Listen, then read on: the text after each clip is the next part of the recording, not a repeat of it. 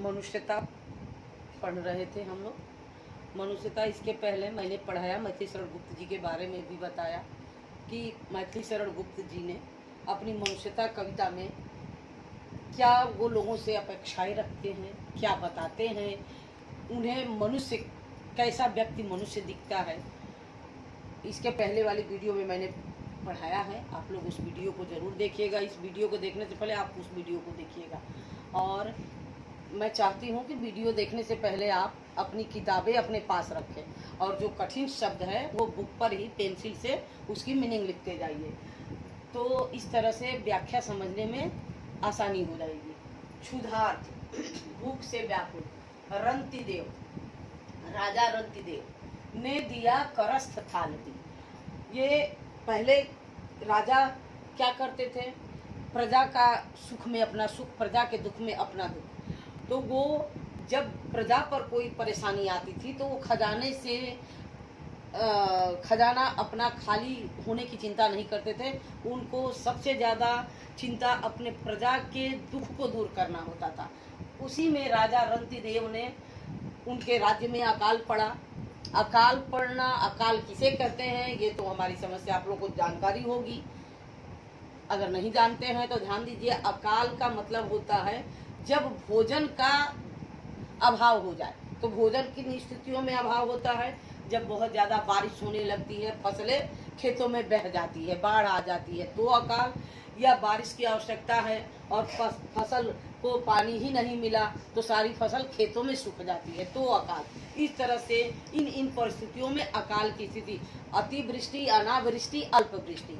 बारिश की आवश्यकता नहीं है, खूब बारिश हो रही है, अनावृष्टि, जितनी बरसात की आवश्यकता है उतनी नहीं हुई, या अल्पवृष्टि, अनावृष्टि मतलब बिल्कुल बारिश नहीं हुई, अल्पवृष्टि, कम बरसात हुई। तो इन स्थितियों में या आपदाएं अचानक, अभी अभी ये जो आप देख रहे हैं कि किस तरह से हर समस्या, आज स्थिति क्या है, कोरोना की स्थिति है। इस कोरोना की स्थिति का से निपटने के लिए हम लोग क्या कर रहे हैं, कितनी इस परेशानी के निवारण हेतु क्या क्या जो हमारे प्रधानमंत्री मोदी ने किन किन चीज़ों की व्यवस्था करने को बताया है, हम किस तरह से अपने को सुरक्षित रख सकते हैं। तो ये राजाओं का काम था। इसी अपनी प्रजा के लिए राजा रंतिदेव ने अपने खजाने को खाली कर दिया और वो 40 दिन तक भूखे थे। उनके हाथ में भोजन है, करस्थ मतलब हाथ में स्थित थाल, भोजन की थाली। वो स्वयं 40 दिन से भूखे थे, लेकिन दरवाजे पर भिखारी आया तो उन्होंने वो भी भोजन दान में दिया। क्षुधार्त रंतिदेव ने दिया करस्थ थाल भी। भूख से व्याकुल राजा रंतिदेव ने हाथ में आए हुए भोजन की थाली को भी दान में दे दिया। तथा दधीच ने दिया परास्त अस्थि जाल भी। और महर्षि दधीच ने वृत्तासुर राक्षस अत्याचार किया था, देवता परेशान थे, वो तीनों लोक पर अपना आधिपत्य जमाना चाहता था। तो देवता महर्षि दधीच के पास गए और जाकर के उनसे प्रार्थना की कि उस वृत्तासुर राक्षस को ये था कि कोई अस्त्र नहीं मार सकता, तो इसलिए उन्होंने देवताओं की रक्षा के लिए धरती, पाताल और स्वर्ग पर असुरों का आधिपत्य न हो जाए, इसलिए उन्होंने अपनी अस्थि जाल, अस्थियों का ढांचा, परार्थ मतलब परोपकार के लिए दे दिया। किसने दे दिया? दधीच ने। तथा दधीच ने दिया परास्त अस्थि जाल भी। महर्षि दधीच ने परोपकार हेतु अस्थियों का जाल भी दान में दे दिया। उशीनर क्षिति ने सोमांस दान भी किया। उशीनर गांधार के राजा क्षितिश, इनको शिवी कहते, इनका नाम शिवी था। तो इस तरह से आप देखिए कि राजा शिवी ने स्वमांस, अपना मांस भी दान में किया। क्यों दान किया? कबूतर के प्राणों की रक्षा के लिए। कबूतर को बाज पक्षी ने जो है खाने के लिए दौड़ाया। कबूतर दौड़ के राजा शिवी के पास आता है तो उस बाज को अपने कबूतर के बराबर अपने शरीर का मांस दे दिया उन्होंने। उशीनर क्षितिज ने स्वमांस दान भी किया। परोपकार हित राजा शिवी ने अपना मांस भी दान में किया। सहर्ष वीर कर्ण ने शरीर चर्म भी दिया। सहर्ष, हर्ष के साथ कर्ण, कर्ण की कथा तो सबको पता होगी कि कर्ण महाभारत भी प्रतिदिन आप देखते हैं तो महाभारत से कर्ण के बारे में सबको पता है कि उसको जन्म से ही सूर्य के द्वारा कवच कुंडल मिला था, जो उसके शरीर का एक अंग हिस्सा हो गया था, चमड़ा ही समझ लीजिए। तो इसलिए यहाँ पे शरीर चर्म कहा गया। कवच कुंडल न होकर उसके शरीर का एक चमड़ा हो गया था, उसके शरीर के साथ कवच मिल गया था। सहर्ष, हर्ष के साथ वीर कर्ण ने अपना शरीर चर्म कवच और कुंडल भी दान में दे दिया। अनित्य देह के लिए अनादि जीव क्या डरे, वही मनुष्य है कि जो मनुष्य के लिए मरे। तो अनित्य देह, ये नश्वर शरीर के लिए गीता में कृष्ण ने भी उपदेश दिया है कि शरीर जो है हमारा नश्वर है, लेकिन आत्मा को उन्होंने बताया है कि अजर अमर है। आत्मा को न तो अग्नि जला सकता है, न कोई कुल्हाड़ी काट सकता है, न तो आत्मा क्या है, अजर अमर है। तो ये अनादि जीव, जो जीवात्मा का कभी नाश ही न हो, वो अनित्य शरीर के लिए, इस नाशवान शरीर के लिए क्यों डरे? क्योंकि सबको पता है कि मृत्यु एक दिन आनी है और ये सत्य है, और इस सत्य से इंसान हमेशा दूर भागता है। तो वही मैथिली शरण गुप्त कह रहे हैं कि अनित्य देह के लिए अनादि जीव क्या डरे। इस क्षणभंगुर शरीर के लिए ये जीवात्मा जिसका कभी नाश ही न हो, उसे डरने की क्या आवश्यकता है? वही मनुष्य है कि जो मनुष्य के लिए मरे। वास्तविक मनुष्य वही है जो मनुष्य के लिए अपने प्राणों का परित्याग कर दे। अर्थात ये महान हस्तियां, ये जो रंतिदेव, कर्ण, क्षितिज, ये एक व्यक्ति के रूप में पैदा हुए, अपने कर्म से व्यक्तित्व बने और अपने दूरदर्श शरीर चरित्र से ये आज हमारे और आपके बीच में विचार बनकर जीवित हैं। तो ये एक विचार है हमारे अंदर, आपके अंदर। जितने भी महापुरुष, दिव्य पुरुष हुए, ये लोगों के लिए जिए, जिसे कि हम आज भी याद करते हैं और उनका नाम लेकर के हम अपने आप को गौरवान्वित अनुभव करते हैं। सहानुभूति चाहिए, महाभूति तो है यही, वशीकृता सदैव है बनी हुई स्वयं मई। सहानुभूति चाहिए। अगर आपके हृदय में सहानुभूति की भावना है, अर्थात लोगों के दुख को देखकर द्रवित हो जाते हैं, लोगों के दुख से दुखी हो जाते हैं, महाविभूति है यही। तो सबसे बड़ी पूंजी यही है, सहानुभूति चाहिए, महाविभूति है यही। अगर आपके हृदय में लोगों के सुख दुख को अनुभव करने का आपके अंदर विचार है, तो सबसे बड़ा पूंजी यही है। कैसे? वशीकृता सदैव है बनी हुई स्वयं मही। ऐसे लोगों के बस में धरती हमेशा रहती है, अर्थात वशीकृता माने उसके लिए कृतज्ञ हो जाती है, सदैव हमेशा मही मतलब धरती। धरती ऐसे लोगों के लिए कृतज्ञ है, उनके वश में हो जाती है। विरुद्धवाद बुद्ध का दया प्रवाह में बहा, विनीत लोक वर्ग क्या न सामने झुका रहा। आहा वही उदार है परोपकार जो करे, वही मनुष्य है कि जो मनुष्य के लिए मरे। विरुद्धवाद बुद्ध का, बुद्ध ने जब ज्ञानोपदेश देना शुरू किया तो जाहिर सी बात है कि ये संसार में अगर किसी को अच्छी बातें बताए तो ये उम्र ऐसी होती है जो अच्छी नहीं लगती। अच्छी बातें लोग कहते हैं अरे बड़ा उपदेश देने चले आए, ऐसा लोगों का मानना है, क्योंकि अच्छी बातें संसार में आज भी न सुनी जाती है न पहले भी सुना जाता था। तो विरुद्धवाद जब बुद्ध ने ज्ञान देना शुरू किया तो उनका लोगों ने विरोध किया, मजाक उड़ाया, दया प्रवाह में बहा। लेकिन उनकी विनम्रता, लोगों के प्रति किए गए उनके कर्म जब लोगों ने देखा कि बुद्ध सिर्फ लोगों के लिए कर रहे हैं, अपने लिए नहीं, तो विरुद्धवाद लोगों ने, जिन लोगों ने उनका विरोध किया, विरोध बुद्ध की विनम्रता, उनके क्रियाकलाप देखकर उनकी दया के प्रवाह में सारी बातें बह गई। विनीत लोक वर्ग क्या न सामने झुका रहा, और विनम्र होकर के संसार के लोग क्या उनके सामने नहीं झुके? तो अगर आप कर्तव्य करते जाते हैं, फल की बिना चिंता किए हुए, तो एक दिन ऐसा आएगा कि दुनिया आपके सामने जरूर झुकेगी। ये मेरा मानना है। और ये मछलीश्वरण गुप्त जी ने पहले ही बता दिया है कि विरुद्धवाद बुद्ध का दया प्रवाह में बहा। बुद्ध के उपदेशों का लोगों ने विरोध किया, उनका मजाक उड़ाया, लेकिन उनके दया के आगे, उनके कार्य के आगे, उनके क्रियाकलाप के आगे लोगों की जो विरोध की भावना थी वो बह गई। विनीत लोक वर्ग क्या न सामने झुका रहा, और उनके सामने विनम्र होकर संसार के लोग क्या झुक नहीं गए। आहा, वही उदार है परोपकार जो करे, वही मनुष्य है कि जो मनुष्य के लिए मरे। वास्तव में वही व्यक्ति उदार होता है जो पर उपकार में अपना जीवन व्यतीत करता है। पर मतलब दूसरों की, उपकार मतलब भलाई।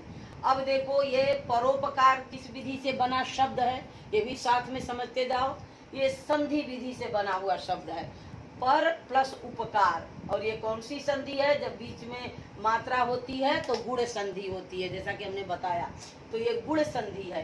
परोपकार, ये सब शब्दों को देखो कि ये किस विधि से बना शब्द आपके सामने है। हाँ, वही उदार है परोपकार जो करे, वही मनुष्य है कि जो मनुष्य के लिए मरे। वही उदार है जो परोपकार करता है, और मनुष्य वही है जो एक मनुष्य के लिए अपने प्राणों का परित्याग कर दे।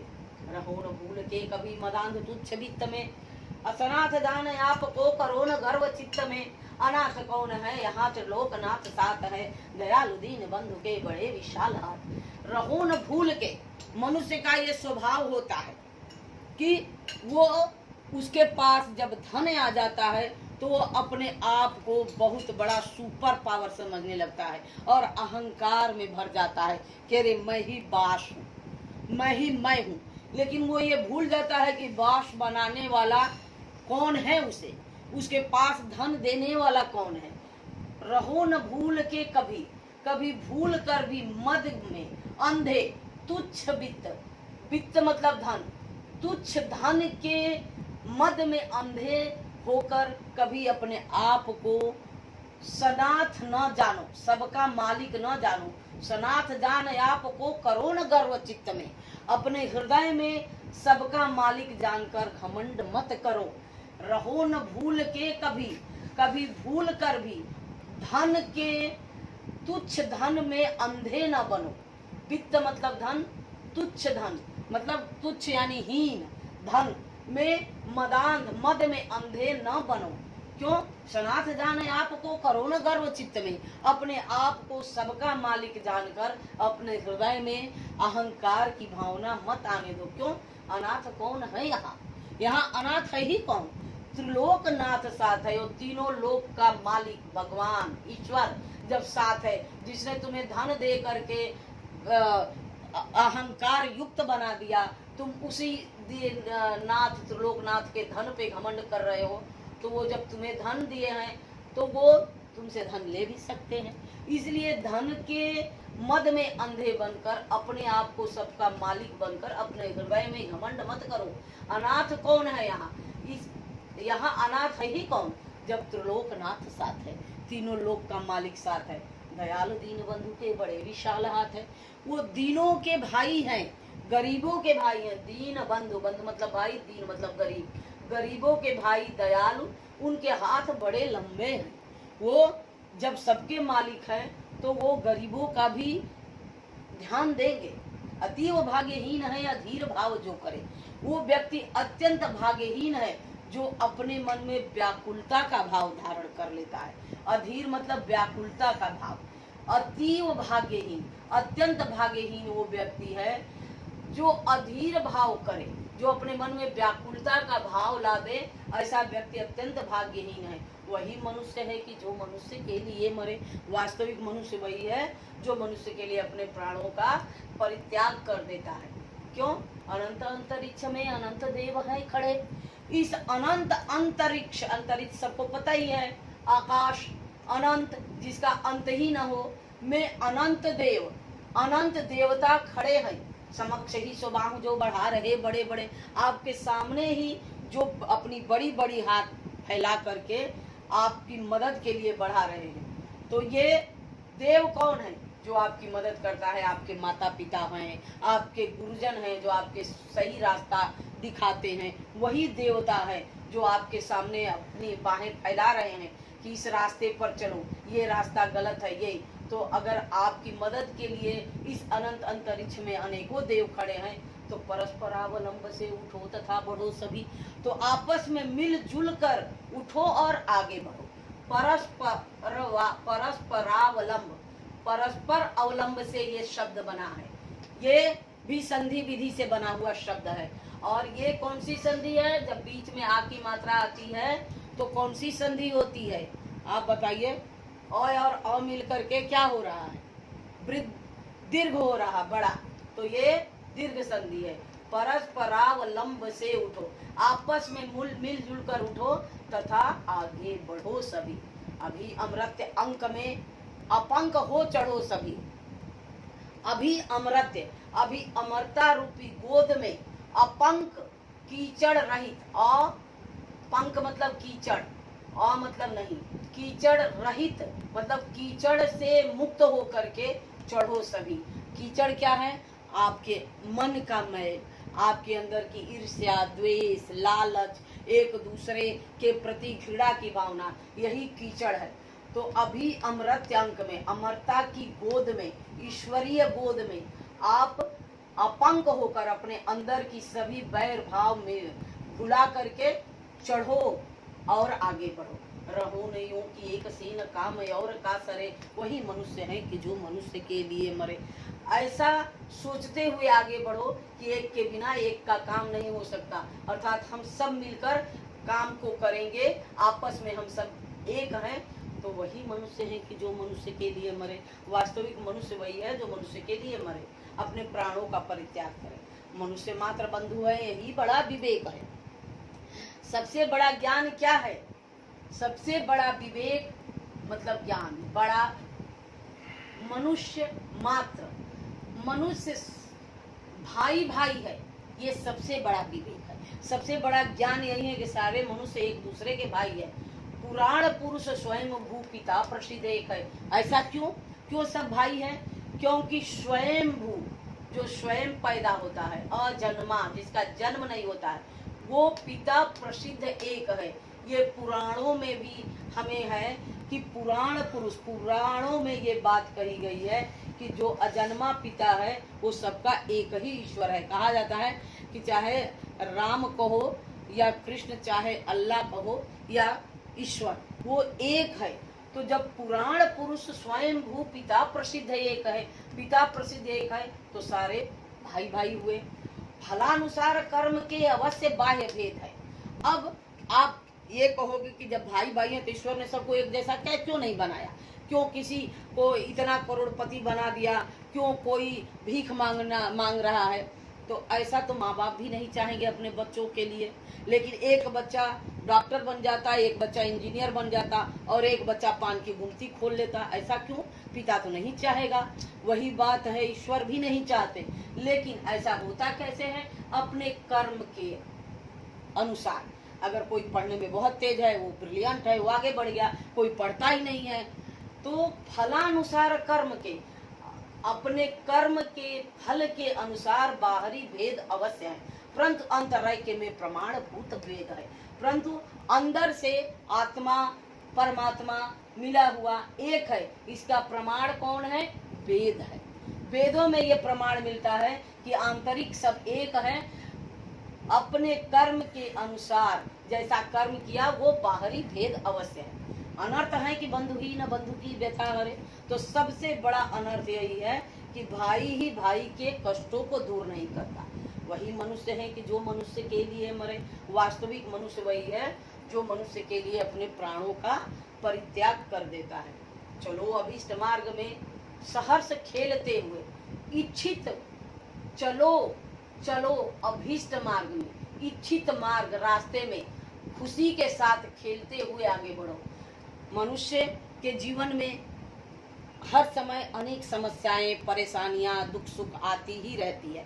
उन परेशानियों में मनुष्य अपने आप को डाल ले और अपने को डुबा दे और कहे कि मेरे साथ ये दिक्कत है, मैं स्ट्रेस में हूँ, मैं ये, ऐसा नहीं। अगर आपको मार्ग में सफलता पानी है, रास्ते में आगे बढ़ना है, तो कभी आप ये ना कहें कि आप स्ट्रेस में हैं या आप बड़े दुखी हैं। नहीं, आप उन दुखों पर विजय पाते हुए आगे बढ़ेंगे, तभी आपको मन चाहा फल मिलेगा। तो चलो अभीष्ट मार्ग में सहर्ष खेलते हुए अपने इच्छित रास्ते पर खुशी के साथ खेलते हुए आगे बढ़ो। विपत्ति विघ्न जो पड़े उन्हें ढकेलते हुए, मार्ग में जो भी कठिनाइयाँ विपत्तियां आए उन्हें ढकेलते हुए आगे बढ़ो। घटे न हेल मेल, हाँ बढ़े न भिन्नता कभी। आपस का जो मेल मिलाप है उसमें कमी ना आने पाए, घटे न कमी ना आने पाए, बढ़े न भिन्नता कभी, और मतभेद की भावना न आए।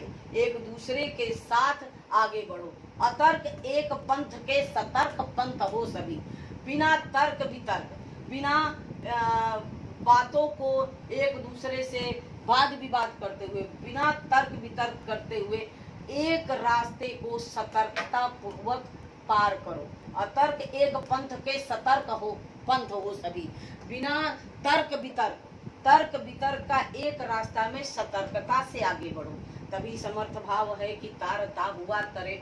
तभी आपके अंदर सामर्थ्य भाव आएगा कि एक दूसरे का उद्धार करते हुए स्वयं का उद्धार करेंगे। वही मनुष्य है कि जो मनुष्य के लिए मरे। वास्तविक मनुष्य वही है जो एक मनुष्य के लिए अपने प्राणों का परित्याग कर देता है। धन्यवाद।